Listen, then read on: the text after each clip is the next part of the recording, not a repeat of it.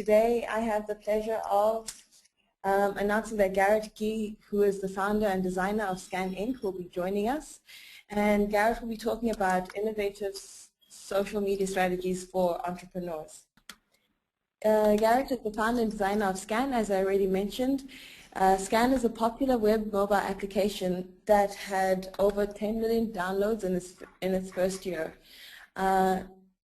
Garrett has successfully fundraised $1.7 million from Google Ventures, Lady Gaga, and other top venture capitalists. So over to you, Garrett.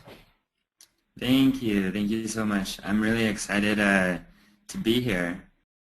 Just 2 years ago, I had to have a friend set up my email for me. I had a friend set up my Facebook for me. Like, I didn't know how to do any of that stuff because I was just so new to computers and everything technical. But once they introduced me to things like web development and web design and coding and programming and Photoshop and all that stuff, I loved it so much, and I just started to really obsess over it that after obsessing over it day after day after day, I started to get better and better to the point where I could either build websites or iPhone apps for other people. And once I got comfortable enough with that, I felt like I could build websites and iPhone apps even for myself and try to start an actual business.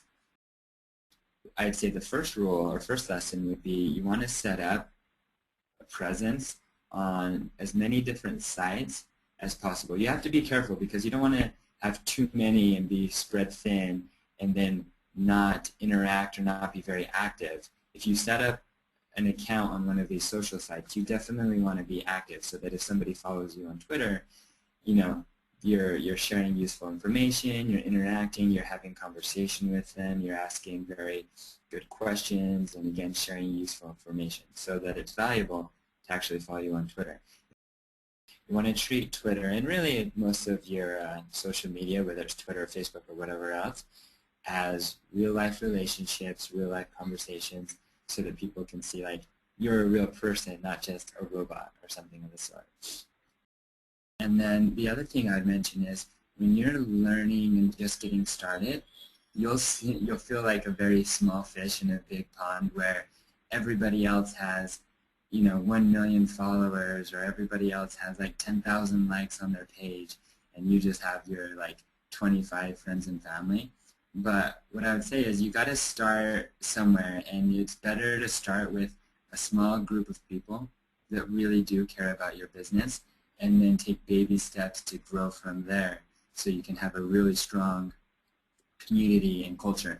Because at the end of the day, even though so many people feel and just kind of it's human nature to want the big numbers of a lot of followers and a lot of people liking your business, what is actually important and what your real goal should be is to develop a strong community, whether it be big or small, that is helping you grow the success of your business or product.